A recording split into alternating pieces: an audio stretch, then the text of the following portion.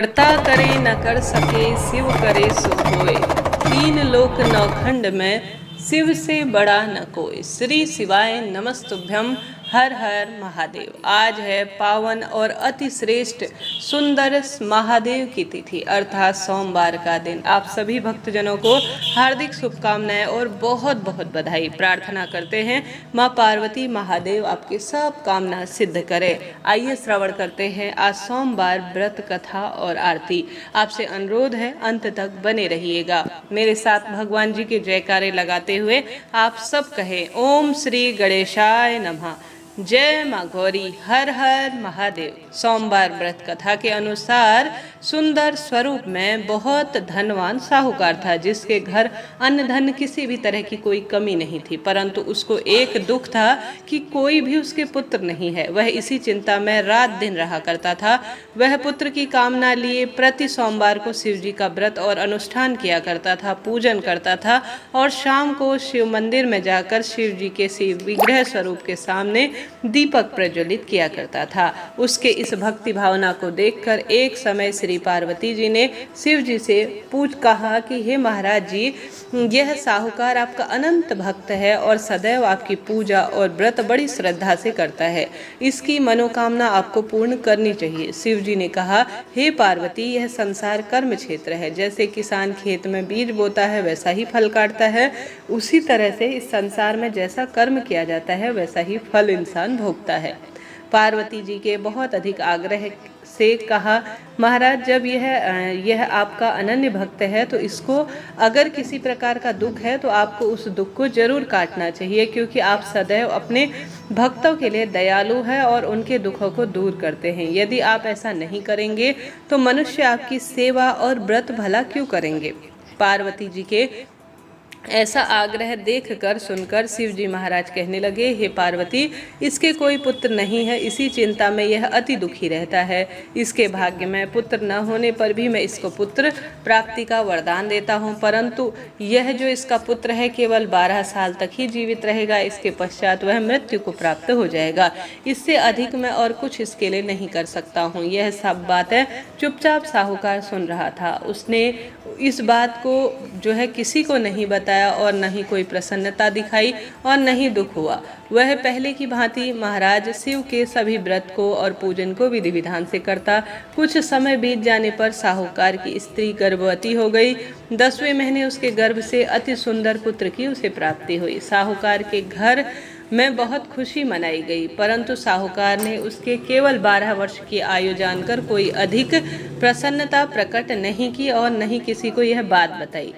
जब वह बालक 11 साल का हो गया तो उसके बालक की माता ने उसके पिता से विवाह की बात कही, तो साहूकार कहने लगा कि अभी मैं इसका विवाह नहीं करूँगा, अपने पुत्र को काशी जी पढ़ने के लिए भेजूंगा। फिर साहूकार ने अपने साले अर्थात बालक के मामा को बुलाकर उसको बहुत सारा धन देकर कहा, तुम इस बालक को काशी जी पढ़ने के लिए ले जाओ और रास्ते में जिस स्थान पर भी जाओ वहाँ यज्ञ करते हुए और ब्राह्मणों को भोजन कराते हुए जाओ। दोनों मामा भांजे यज्ञ कराते और ब्राह्मणों को भोजन कराते हुए जाया करते। रास्ते में एक शहर पड़ा। उस शहर में राजा की कन्या का विवाह था और दूसरे राज्य का जो लड़का था विवाह कराने के लिए बारात लेकर आया था, परंतु वह जो दूल्हा था वह एक आंख से काना था। उसके पिता को इस बात की बड़ी चिंता थी कि कहीं वर को देखकर कन्या के माता पिता विवाह में किसी प्रकार की कोई अड़चन न पैदा कर दे। इस कारण जब उसने अति सुंदर सेठ के लड़के को देखा तो उसके मन में विचार आया कि क्यों न दरवाजे के समय इस लड़के से वर का काम चला लिया जाए। ऐसा विचार कर कर वर के पिता ने उस लड़के के मामा से बात की तो वह तैयार हो गए। फिर उस लड़के को वर के कपड़े पहनाकर और घोड़ी पर चढ़ाकर द्वार पूजन का कार्य करवा लिया गया और सारे कार्य पूर्णता से हो गए। फिर वर के पिता ने सोचा कि यदि विवाह कार्य भी इसी लड़के से करा लिया जाए तो बहुत बढ़िया हो जाएगा। ऐसा विचार कर कर लड़के और उसके मामा ने कहा, यदि आप फेरों का और कन्यादान का काम भी कर देंगे तो बहुत कृपा होगी, मैं इसके बदले आपको बहुत सारा धन दूंगा। तो उन्होंने यह बात स्वीकार कर ली और विवाह कार्य भी बहुत अच्छी तरह से संपन्न हो गया।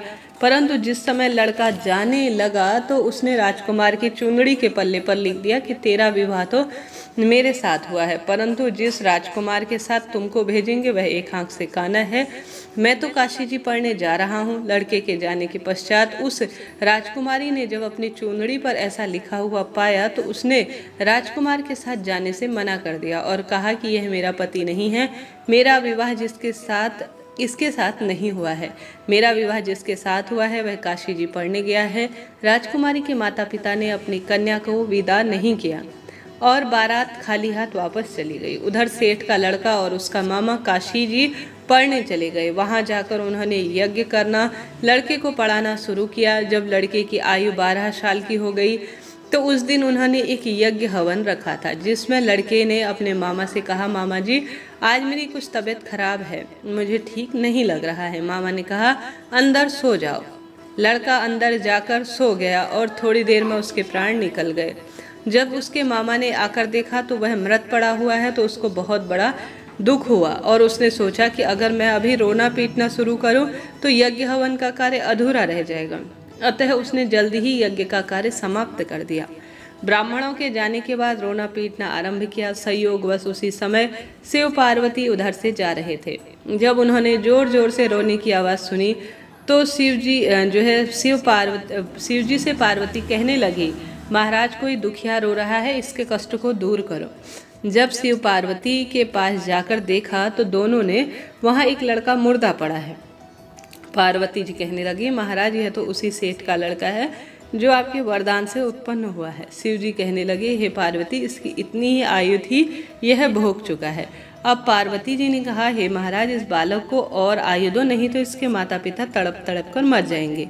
पार्वती जी के बार बार आग्रह करने पर शिव जी ने उसको जीवन दान दे दिया और शिव जी महाराज की कृपा से लड़का ठीक होकर जीवित हो गया। शिव पार्वती कैलाश की ओर चले गए। तब वह लड़का और उसका मामा उसी प्रकार यज्ञ करते तथा ब्राह्मणों को भोजन कराते अपने घर की ओर चल दिए। रास्ते में उसी शहर में आए जहाँ उसका लड़का का विवाह हुआ था। वहाँ पर आकर उन्होंने यज्ञ करना आरंभ कर दिया तो उस लड़के के ससुर ने उसको पहचान लिया और अपने महल में ले जाकर उसकी बड़ी खातिरदारी की, साथ ही बहुत दास दासियों के साथ आदरपूर्वक लड़की और जमाई को विदा किया। जब वह अपने शहर की निकट की ओर आया तो मामा ने कहा, मैं तो पहले तुम्हारे घर जाकर खबर कर आता हूँ। जब उस लड़के के मामा घर पहुँचे तो लड़के के माता पिता घर की छत पर बैठे थे और प्रण लिया था कि यदि हमारा पुत्र सकुशल घर लौट आया तो हम राजी खुशी नीचे आ जाएंगे, नहीं तो छत से गिरकर अपने प्राण खो देंगे। इतने में उस लड़के के मामा ने आकर वहाँ सभी सकुशल होने का समाचार दिया और कहा कि तुम्हारा पुत्र वापस आ गया है। तो उनको बिल्कुल विश्वास नहीं हुआ। तब उसके मामा ने शपथ पूर्वक अर्थात कसम खाकर कहा कि आपका पुत्र अपनी स्त्री के साथ बहुत सारा धन लेकर आया है। तो सेठ ने आनंद से उसका स्वागत किया और बड़ी प्रसन्नता के साथ रहने लगे। इस प्रकार जो कोई भी इस व्रत को करता है अर्थात सोमवार व्रत को धारण करता है, इसकी कथा को पढ़ता सुनाता है और मन वांछित वह फलों की कामना उसके पूर्ण हो जाती है और महादेव की कृपा से उसके जीवन के सारे कार्य सिद्ध हो जाते हैं। भक्तजनों, इस तरह से यह सोमवार व्रत कथा मैंने आपसे कही। जैसा कि आप सभी जानते होंगे, सोमवार का व्रत साधारणतया दिन के 3 पहर तक होता है। व्रत में फलाहार या पारण का कोई खास तो नियम नहीं होता, किंतु यह आवश्यक है कि दिन रात में एक ही बार भोजन करना चाहिए। सोमवार के व्रत में शिव पार्वती का पूजन करना चाहिए। सोमवार के व्रत 3 प्रकार के होते हैं, साधारण प्रति सोमवार, सौम्य प्रदोष, 16 सोमवार व्रत। तीनों में विधि करीब करीब एक जैसी है। शिव जी पूजन के बाद कथा सुननी चाहिए और यह कथा सुनने से ही हमारा व्रत उपवास संपन्न होता है। तो मेरे साथ आप सभी बोलिए, महादेव की जय। श्री शिवाय नमस्तुभ्यम। भक्तजनों, आप सभी ने यह कथा सुनी, आपका आभार और धन्यवाद। अब आइए श्रवण कर लेते हैं महादेव की सुंदर आरती। आप सभी भक्तजनों के लिए यह वीडियो जरा सा भी उपयोगी रहा हो तो लाइक करें, शेयर करें, सब्सक्राइब करें। मेरे साथ आप सभी भी शिव आरती जरूर से श्रवण कीजिएगा।